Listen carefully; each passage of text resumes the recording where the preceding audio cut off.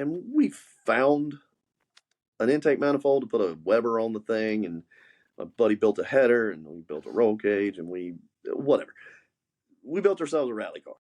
Had a great time. Okay.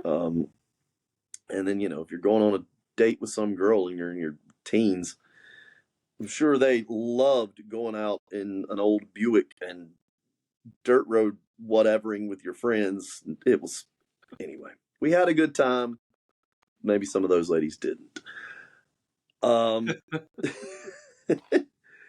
So that turned into, I was known as a little bit of a show off when I had a car that would do stuff. Starions and some Supras before anybody knew a Supra was anything special. Was it Mark III or Mark IV? Ooh. So I were they mostly Mark II III. Celica Supras? There was one of the, oh God, there's been one of everything. There was a Yes! There was a Celica Supra. It was my aunt's and got passed down to me. It was called Gigi. There was a Mark III that I drove in high school for a little while. And then right at the end of my high school life, it's crazy how you didn't know what a Mark IV Supra was going to become.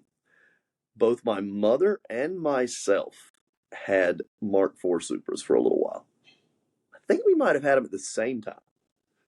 Oh my goodness. So mine was green, mom's was red. Mom's was manual and mine was automatic. But at the time they were 7K cars. So at some point, I'd say around 2002 2002, I had bumped into a 240SX. And I hadn't modified it or anything, except maybe I pulled some interior out of it. I don't know. I think it smelled really bad of cigarettes, so I pulled the interior out. Are you talking about an S13 or S14? Yeah, S13, single cam, hatchback, gray. Yes. Yes, sir.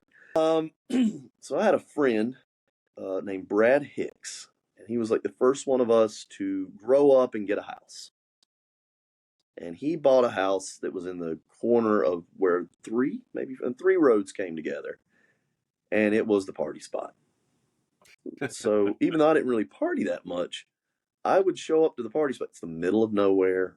I'm not hitting anyone. The worst I could have done was went in his yard and hit a drunk person. I would show up to his house, what we'd call Arab drifting. I would start mangying before I was anywhere near there. I just stop in the middle of the road, run it up to 50 miles an hour, and then swing it and start mangying.